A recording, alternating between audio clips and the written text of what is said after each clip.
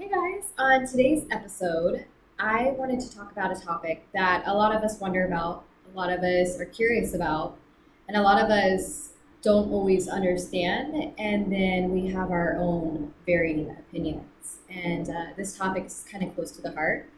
It might have a lot of negative feedback. So it's one of those things that it's kind of like politics, right?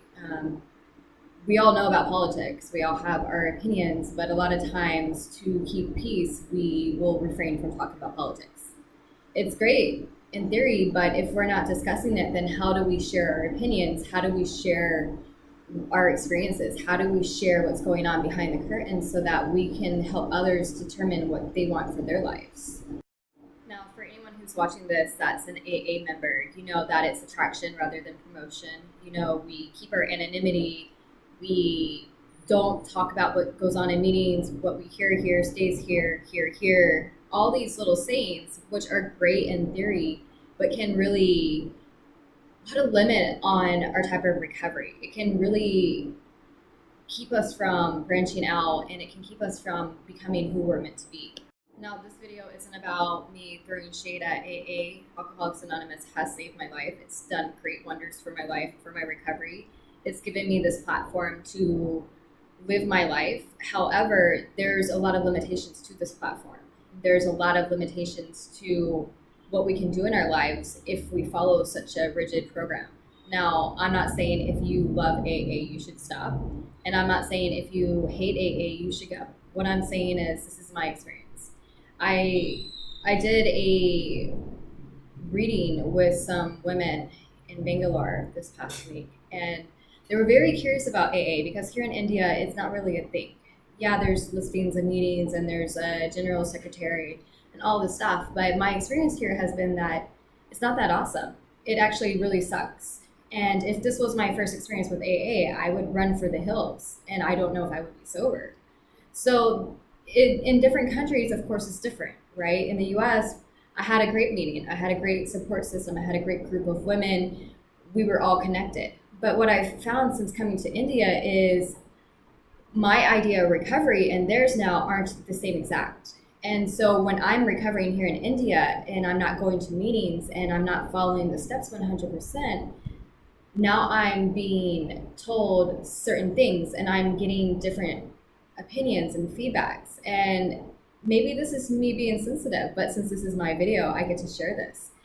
Bottom line is each way of recovery has its limitations, it has its assets, it has its beautiful parts of it, and then it has a lot of negative downsides. So the beauty of recovering, and this is why I'm making a second video on different varieties of recovery, specifically AA, is so that we can decide what works best for us.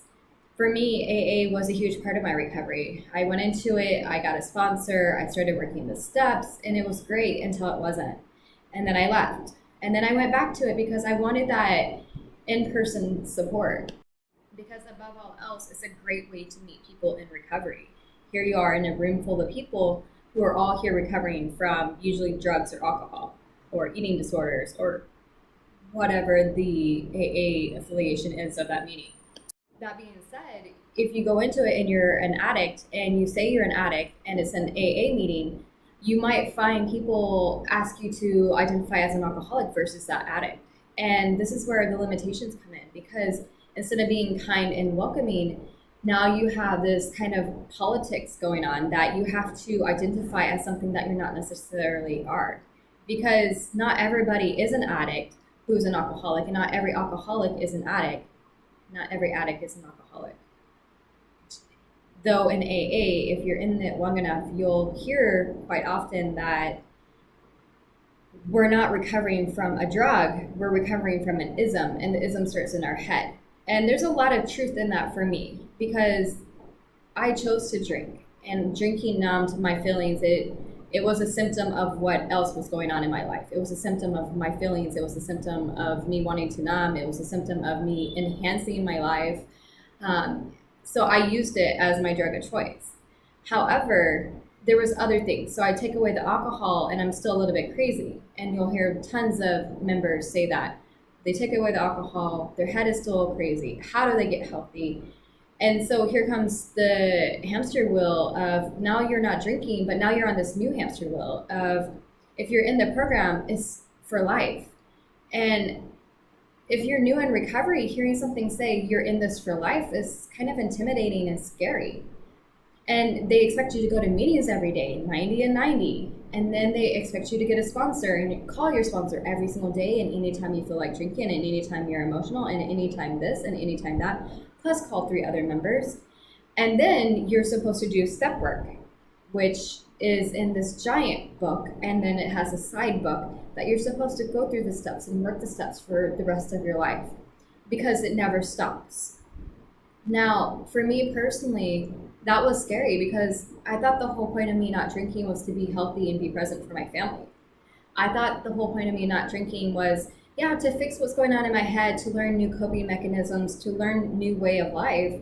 But now I'm replacing one addiction with this new addiction, which they tell me is healthier, but here I am still taking hours and hours away from my kids, hours and hours away from my family to go to these meetings where they tell me, yeah, you need to do this for the rest of your life, and this is how you're going to be present for your family.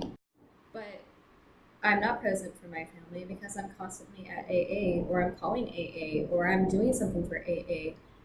What about my kids? What about my family? And I'm being dramatic, of course. Like, it isn't that intense, but it's very, very intense, especially that first year of sobriety. My whole point is there's so many other ways to recover. And if you're in AA and you're just thinking about leaving, my only suggestion is to remember what people think about you doesn't matter. People are going to tell you that you're crazy, you're insane, that you won't stay sober without it. Because people live in fear. And even the most hardcore AAers have fear.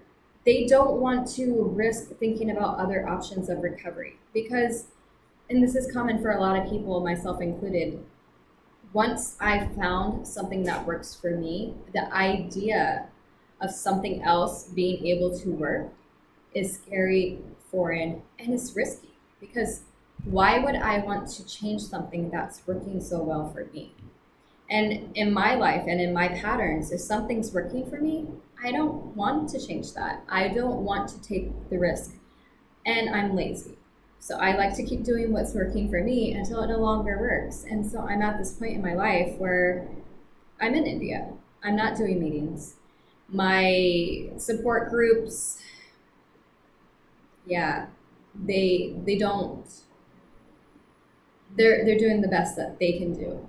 And so now I'm relying on my online recovery, on podcasts, on videos, and on other means of recovery, showing that just because we get comfortable with a certain way of recovery doesn't mean we can't step outside that box and grow and blossom into this beautiful recovery person. I'm a recovery coach. I am part of the She Recovers movement. I do Sober as Shit. I do other groups. And all of this equates to keeping me sober one day at a time. It's not all one method. It's not all I have to read the book and work the steps for the rest of my life. In fact, I get to branch out. I get to travel and take my phone with me and still stay connected and be honest with where I'm at. And India's proof. We can recover, we can stay sober no matter what, as long as we're willing to keep sharing, even if it's to one person. So thanks for listening to this video, and I hope you stay tuned for more. Thanks, guys.